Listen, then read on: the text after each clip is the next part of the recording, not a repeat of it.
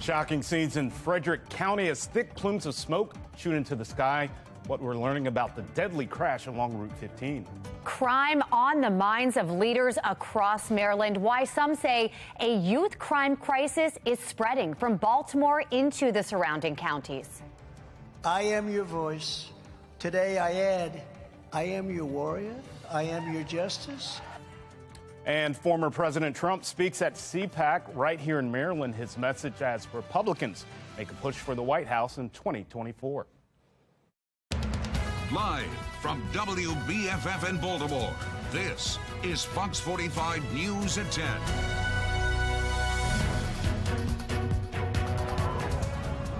Look at this. Stunning video out of Frederick County.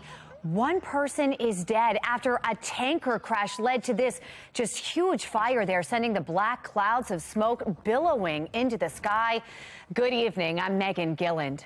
And I'm Vincent Hill. The fire started just before noon along Route 15 in Frederick County. We know the driver of that tanker is dead. At least 5 cars were involved and a half a dozen homes damaged, closing Route 15 for several hours in both directions. More on that in just a moment.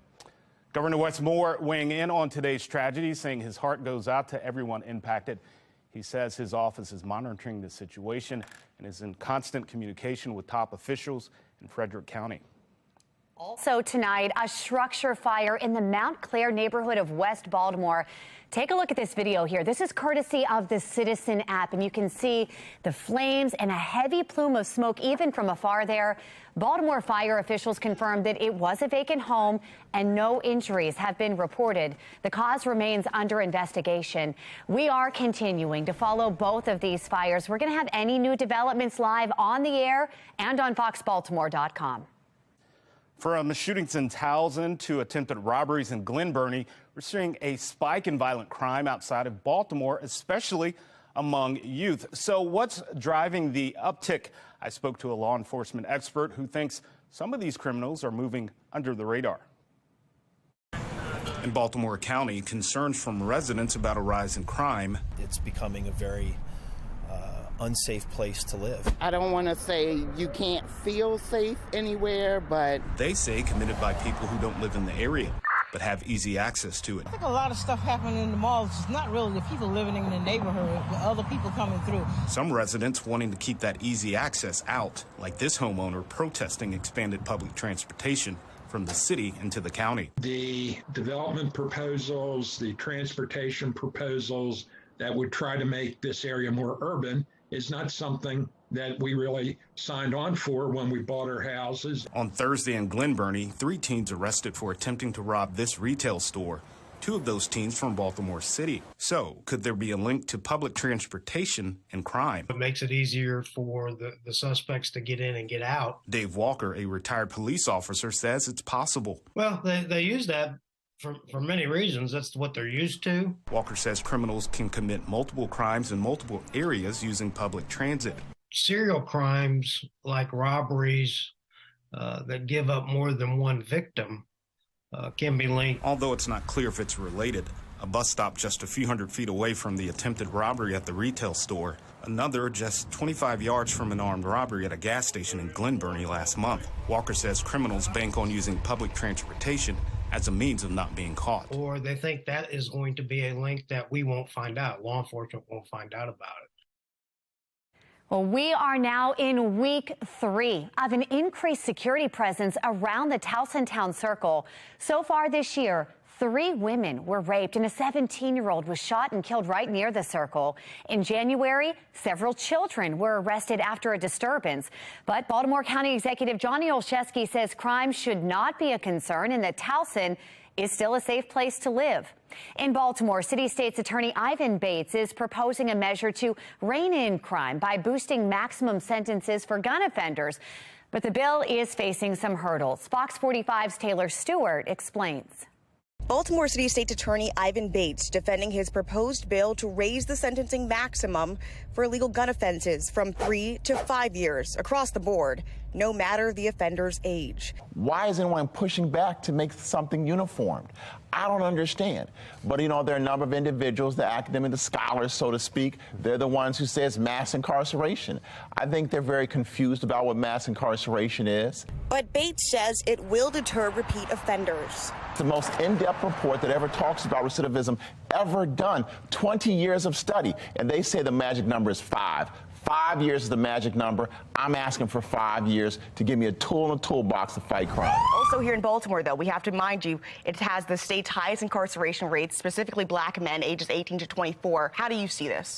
This has been a public policy people have talked about on the 5 years. So I really don't see this as a situation. This is going to create mass incarceration on a bunch of other things. This is one piece of legislation. There's growing support in Annapolis to raise the sentencing maximum for gun sentences. State Senate President Bill Ferguson now signaling he's in support of the bill. But political analyst John Deedy says stronger, more vocal support from the governor is necessary to move this and other stalled crime bills forward. The governor needs to move a lot faster because his glacier pace isn't working.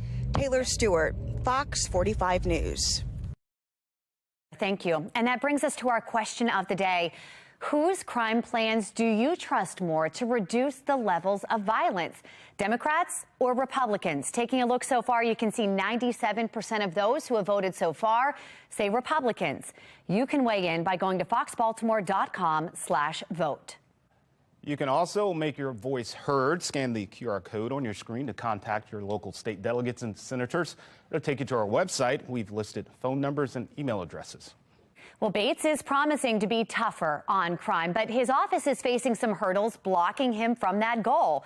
He is working to equip his frontline staff, mainly new prosecutors, kicking off what he calls much-needed training for young district attorneys. Kurt Nachman is a former Baltimore City prosecutor, now a defense attorney. He knows about the challenges facing the prosecutor's office, which has a serious staffing shortage, and the new hires expected to get the job done.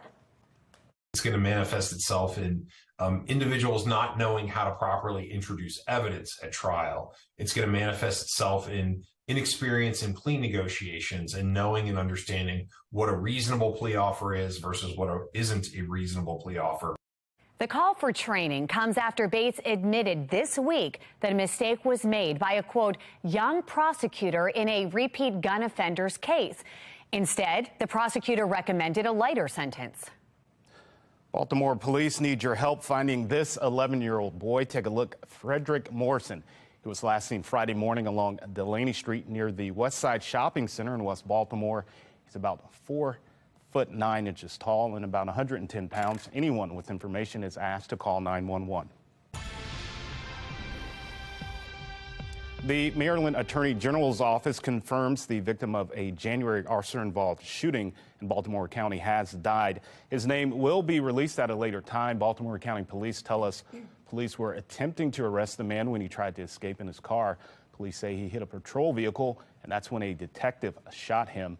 Authorities say he was wanted on multiple warrants, but they haven't said what they were for. Take a look at this here. A train derailment in Ohio for the second time in a month, this time near Springfield. Roughly 20 cars slid off the track. You can see the cars right here starting to pile up. Norfolk Southern also responsible for this train, in addition to that toxic train derailment in East Palestine early February. Norfolk Southern claims no hazardous materials were on board this time, but there's a hazmat team that's been called in and nearby residents now sheltering in place. The Conservative Political Action Conference, or CPAC, is underway this weekend at National Harbor. And one of the main points of discussion is who will challenge President Biden for the White House in 2024 and what will the party's message be moving forward. A few hopefuls are speaking at this weekend's event, including a man with White House experience. In 2016, I declared, I am your voice. Today I add, I am your warrior. I am your justice. And for those who have been wronged and betrayed, I am your retribution. When I launched my campaign, I said every politician over 75 years old should be required to take a mental competency test. Have you seen D.C. lately? We should start with Joe Biden, and we shouldn't stop there. Well, notably absent from this year's conference, Florida Governor Ron DeSantis. He hasn't formally announced his desire to run for president in 2024, but is believed to be one of the top Republican candidates. All right, coming up, do you recognize that face without a hand slapping it? Chris Rock is bringing his comedic genius to the Hippodrome tonight. How he's making history with tonight's performance. President Biden angers Democrats with a controversial stance on crime. I'm Scott Thuman in Washington to explain coming up.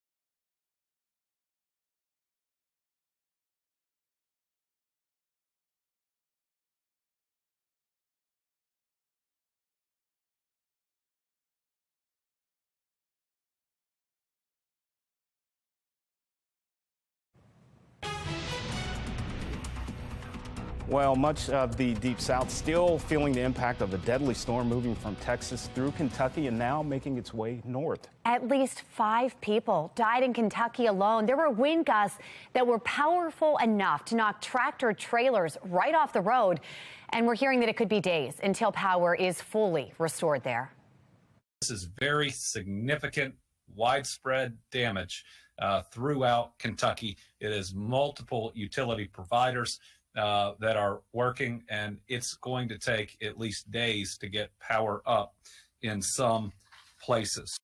Now, thankfully, nothing like that here, but we did have our fair share of wind today, but pretty nice start to the weekend. Yeah, absolutely. Meteorologist Jasmine Lomax is here to tell us about Sunday and going into next week. Well, it's not going to be as windy as it was today. Still a little bit of a breeze, but it's looking like the nicest day of the weekend. Great for spending some time outside, but it certainly was a very, very windy day. We had wind gusts in some areas greater than 40, even 50 miles per hour. And of course, we had that wind advisory in place. So we had gusts over 40 miles at BWI Airport. And then in Cumberland, 53 mile per hour wind gusts. So hopefully you were able to move some of your outdoor furniture and decorations inside so they didn't get blown away. Now it's a lot quieter, 43 for the current temperature with winds out of the northwest, only around 6 miles per hour.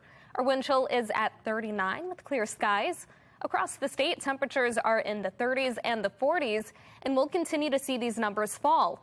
We'll drop to the mid-30s, staying above freezing and above average. And then tomorrow, that above average trend continues as we look forward to the nicest day of the weekend. I'll let you know how high temperatures get and when to expect the next weather maker coming up in my full forecast. Back to you. All right, Jasmine, thank you.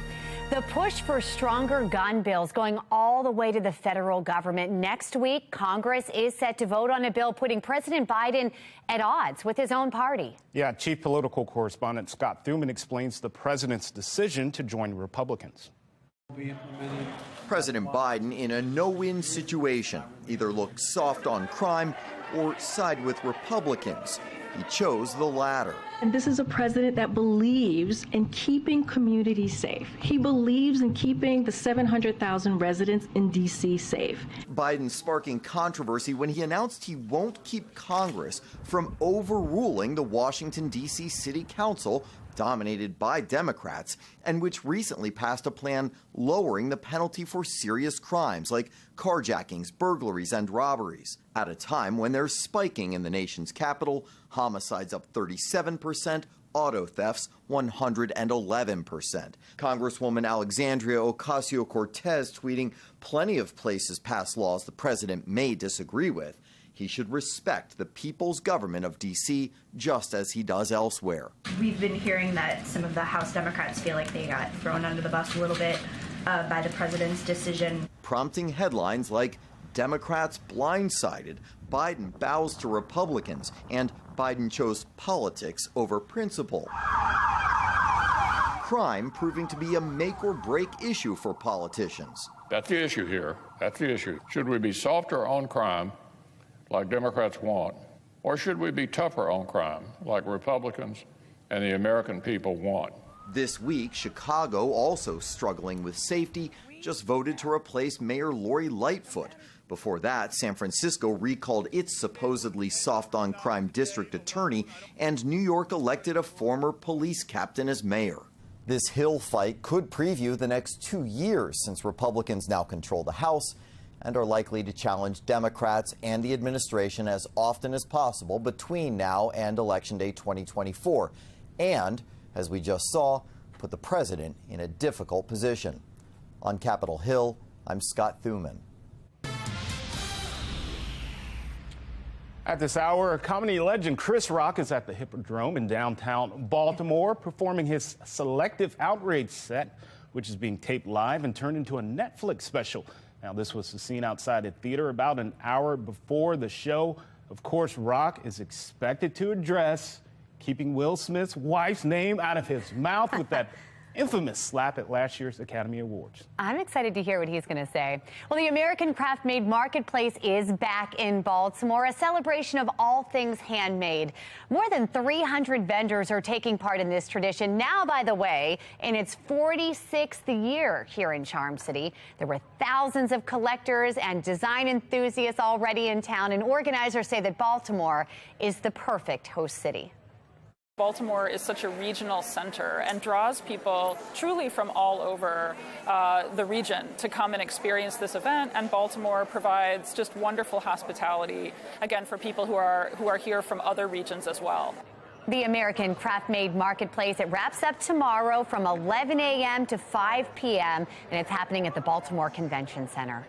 That is cool, but so is this. Baltimore veterans hosting a community service project in West Baltimore at one of the largest urban farms in Maryland. Now, part of West Baltimore can be classified as a food desert, and this project is bringing together volunteers to supply fresh produce and fight food insecurity in the area. The project also honors the legacy of Lieutenant Richard Collins, who was killed at the University of Maryland just days after commission into the U.S. Army. Collins dedicated his life to service, and his parents hope that spirit lives on. Lieutenant Collins, we have not forgotten you. Your spirit is strong, and what you believe in, we're still fighting for. And it means the world to me. As a mom, you'll never get over this. So again, I appreciate every time someone says something or does something in honor of Lieutenant Collins, because as I first stated, he believed in this country. From one vet to another, thank you, sir. More than 75 volunteers gave their time, including representatives from Bowie State, where Collins went to school. Coming up, more insight into a deadly crash after an East Baltimore police chase. Why one expert says this chase should have never happened. And calls to America's human trafficking hotline sometimes going completely ignored. Why distressed callers aren't getting help and why it could be costing lives.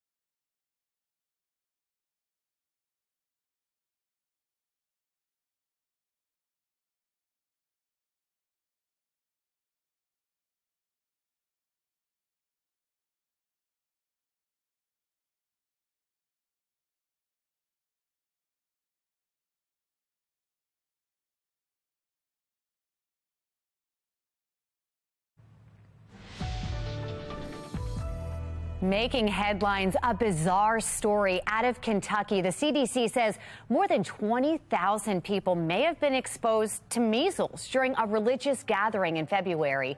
Kentucky's Department of Health recently confirming a case in an unvaccinated person. Those possibly exposed are now asked to quarantine for 21 days and monitor symptoms like fever, cough, and red blotches on the skin. Alarming details and letters from attorney generals in 36 states saying the National Human Trafficking Hotline isn't working the way it was designed. Our sister station's Amber Robb takes us through the troubling details of this. A letter from state attorney generals raising red flags on the most widely used tip line for trafficking cases. The letter stating the National Hotline for Human Trafficking is not helping victims because the hotline is not reporting all the tips it receives to law enforcement. Palm Beach County State Attorney Dave Ehrenberg says this issue could be detrimental to victims. How good is the response if the tips that are meant to go to law enforcement get delayed in the pipeline? That's what the Attorney General is trying to do. She's trying to expedite the matter, and I applaud her for doing that. Information is power here, and we need to get that information to law enforcement so we can save lives and put an end to modern-day slavery. The letter says data provided by the hotline shows there were over 51,000 calls, texts, and emails sent in 2021. Of those, just over 13,000 were submitted by trafficking victims. According to the hotline's website, tips are not given to law enforcement without the victim's consent, except in situations involving potential abuse of a minor or if they believe there is imminent danger. The letter also accuses the hotline of reporting tips a month, sometimes 2 months after it receives one. It's imperative that the hotlines we've established are working properly, that they're as efficient as possible. They don't have these long time delays between getting the information and sending someone out to do something about it. So it's important that we get this right because many times we don't get a second chance. The letter saying, quote, "We cannot in good conscience continue to ask the public to share tips about trafficking in their communities if the hotline will not give us, as law enforcement, the opportunity to address those tips." I reached out to the company responsible for operating the national hotline for human trafficking, Polaris. They released a statement to CBS 12 News saying in part, quote, "Polaris is deeply committed to ensuring traffickers are held accountable and are stopped from being able to continue to victimize people. We actively partner with hundreds of law enforcement agencies all over the country to ensure countless traffickers are arrested and justice is served." Well, the governor's Office of Crime Prevention, Youth and Victim Services coordinates human trafficking response efforts all across the state. If you see someone in immediate danger, call 911. All right, coming up, a whistleblower comes forward as thousands of 529 accounts are still frozen. The warnings he says he gave years before a calculation error. A local animal shelter waiving adoption fees because they are overrun with dogs. Why, it could be pandemic related. And no, this one is not available. We are looking at a nice warm up if you do plan on taking your dogs outside. Temperatures will be above average, around 60 degrees. But then we're in for cooler temperatures as we head into the work week. I'll let you know what to expect coming up in my full forecast.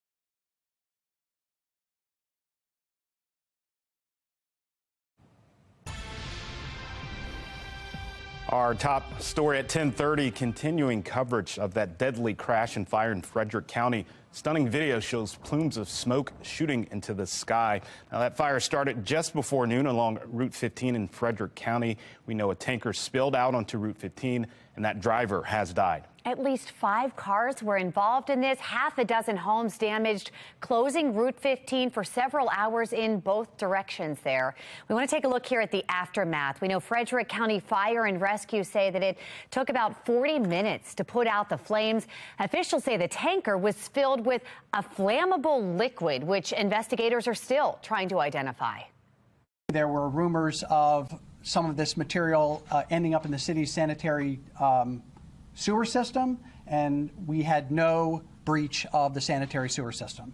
So nothing into Carroll Creek, nothing into the sewer system. All in all, what could have been a really tragic incident was sidestepped. Investigators are still working to determine what led up to the crash. We're going to have much more in the coming days on FoxBaltimore.com. You know, nobody likes a rat, but at the same time, 11 months to get your money out, that's unheard of. In my wildest dreams, I would have never imagined anything like this could happen. A former Maryland 529 employee comes forward saying he warned officials about the college savings troubles on the horizon. Now, Spencer Fels says he spent more than a decade with the agency before leaving over, quote, moral conflicts. He's weighing in as parents claim thousands of dollars were slashed from their college savings plans. Fox 45's Rebecca Pryor explains. Yeah, that former employee says he was hesitant to come forward, but after almost a full year of watching families struggle in their fight for these funds and answers, he said it was time to break his silence. I just am racked with guilt that I was even a part of this organization for so long. As a former Maryland 529 customer service representative who eventually rose to a managerial role, for 16 years, Spencer Fels was the friendly voice on the phone, assuring parents their investments were growing and their child's college funds secure. But now, this ridiculous calculation is preposterous. I don't really have any other words. He's changing his tune to sounding the alarms, calling the agency's new interest calculations corrupt. I don't care how you explain the math to me. It is absolutely 100% shortchanging the account holders. 2 summers ago, Maryland 529 claiming it was flush with cash, so the state's college savings plan voting to change its calculations to give more money to account holders. That money seen in statements like these, until the agency took it all back, claiming it was a calculation error. Howard Gribov's account dropping from about $86,000 to $30,000, a total loss of more than $50,000. I've had to tap into my savings. I'm also looking at my retirement funds. And it's the same story for hundreds of others. For months now, Maryland 529 doubling down that the error was a simple math mistake and the new amount in parents' accounts is correct. But Fels says something's not adding up. In anticipation of these 2021 changes, that I warned my then supervisor these changes would have a grave negative impact on the customers. Warnings he claims went ignored. I just morally could not be there another day, and that's pretty much when I resigned. Fels left before the calculation error occurred, so while he's not sure the exact cause, he still says that he's certain the real reason behind it has yet to be revealed. I'm not sure if it's a shortage of money or an issue that's way more serious than they're alluding to, but the facts that I'm looking at don't make sense. Now, Fels maintains that he left on his own accord, but his position was on the brink of being dissolved, with the state agency preparing to move its management to a company out of state. Meanwhile, Maryland 529, in response to these allegations, only saying that they will not be commenting on personnel matters. Rebecca Pryor, Fox 45 News. In recent weeks, 2 high-ranking members at Maryland 529 have resigned. Board Chair Peter Sirigatis stepped down last month shortly after Jessica McCain, a member of the board's Audit and Governance Subcommittee, left halfway through her 4-year term. You can see all of our reporting on Maryland 529 at our website, foxbaltimore.com. A member of Governor Wes Moore's own party is pushing back on plans to phase out the Boost program. That program awards scholarships to low-income families who wouldn't otherwise be able to send their children to private or parochial schools. After a rally to keep the funding this week in Annapolis, Senator Bill Ferguson, a Democrat, says he sees the benefits of Boost. Funding education and investing in young people wherever they are is a value for the Senate of Maryland and I think for the state overall. We believe that all young people deserve the opportunity to maximize their potential. And so this program, and this is a program that I personally have evolved on as I've seen families and young people really have incredible benefits. And in comparison to the $7.5 billion of state dollars, $8.5 billion if you include federal dollars, $8.5 billion to $10 million, it's a small differential. The fight over boost is heightened considering recent data from Baltimore City schools revealing of 2,000 students tested at 23 schools, 0 were proficient in math. But Governor Moore says that he wants state funding of public education to focus directly on public schools. Meanwhile, Baltimore County receiving positive feedback on its plan to provide free breakfast and lunch to all students this fall. Need-based free meals are already available, but the new program will take out the process of collecting applications to see who qualifies. The American Heart Association is taking it one step further, saying hungry kids can't learn. That's why they're pushing for every Maryland child to have the same opportunity for a free meal. Continuing coverage, video released this week by the Maryland Attorney General's office stirring discussion about when it is appropriate for a police chase. This video here shows a deadly chase in East Baltimore in February. Police were going after a stolen vehicle which ran a red light and crashed into another car. Those two cars then slammed into this building, which you can see just collapsed on a pedestrian and killed them. One law enforcement expert says the chase should not have happened. In most departments in the country, they're not allowed to chase. Officers are not allowed to chase anymore for property crimes because of fatalities and injury accidents that have happened to innocent citizens over the years. In all, 5 people were hurt.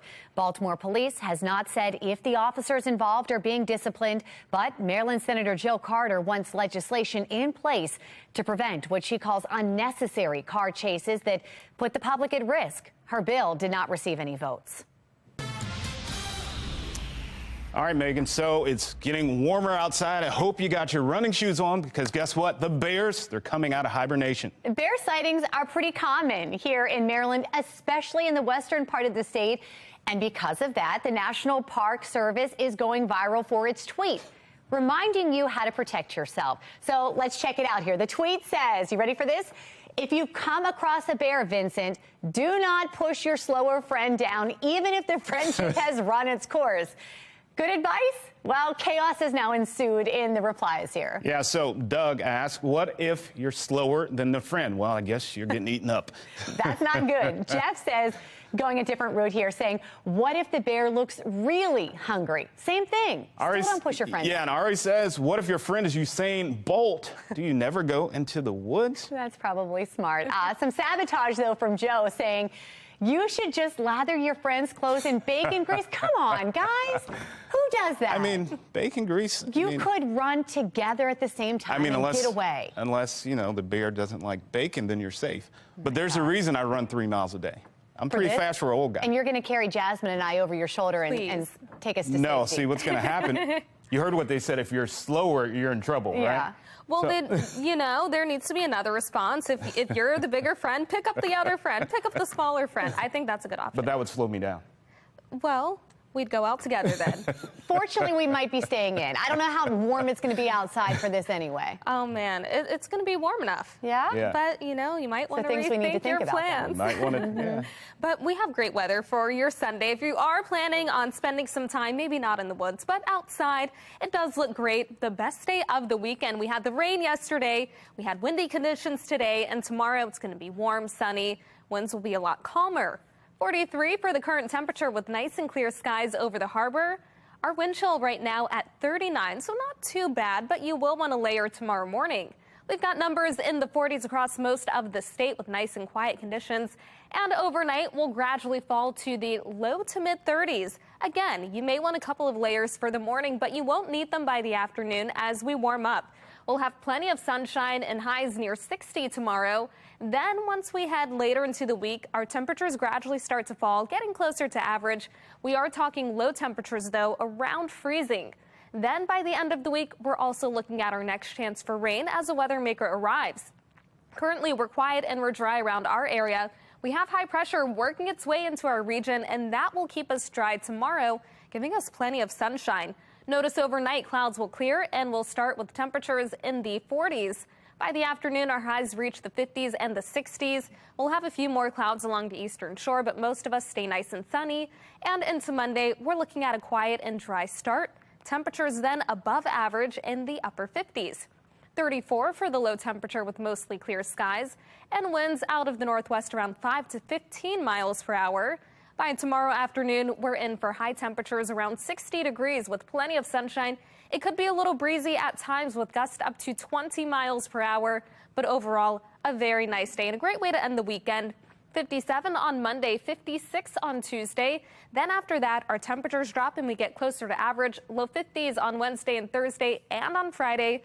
Then on Saturday, we have our next chance for rain as our next weather maker arrives. Back to you. All right, Jasmine, thank you. Well, spring is just around the corner. Temperatures look that way, too.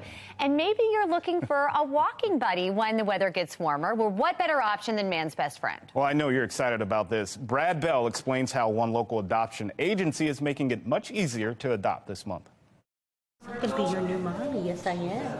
The emotional moment, a little dog named Chopper prepares to leave the Anne Arundel County Animal Shelter and head to his new home. Kathy Kuntz says when she heard the kennel was so full they might have to put some dogs down, she knew she had to adopt.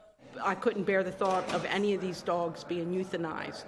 And if I can save one, then I've saved another. In the shelter in Millersville, in every kennel, behind every chain link gate, a dog waits to learn its fate. Anne Arundel County Animal Care and Control Administrator Robin Catlett says the numbers are unprecedented. Normally during the winter months, we see numbers much lower, maybe 25 to 40 animals, 40 dogs in the shelter at a time. Right now we've got about 80. Many are strays, some are drop-offs. Catlett believes many are pandemic pets whose owners can't afford them any longer. Some dogs may be struggling to cope in homes where their people have gone back to work, and she says it is a national problem. I think that there are a lot of animals out there that maybe didn't get proper socialization or proper training during a time when things were very different, and now we're experiencing a surge. And so Catlett is waiving adoption fees for the dogs in an effort to find as many homes as possible and to avoid that far less happy option. Now, as for what kind of dogs are at the shelter right now, there are obviously a lot of the bully breeds, like this little one they call double stuff, but they have dogs as big as a Great Dane and as small as a Chihuahua. Kathy Kuntz says her new buddy seemed just right. This one just caught my eye, and he's wonderful. The shelter waiving adoption fees until the end of the month.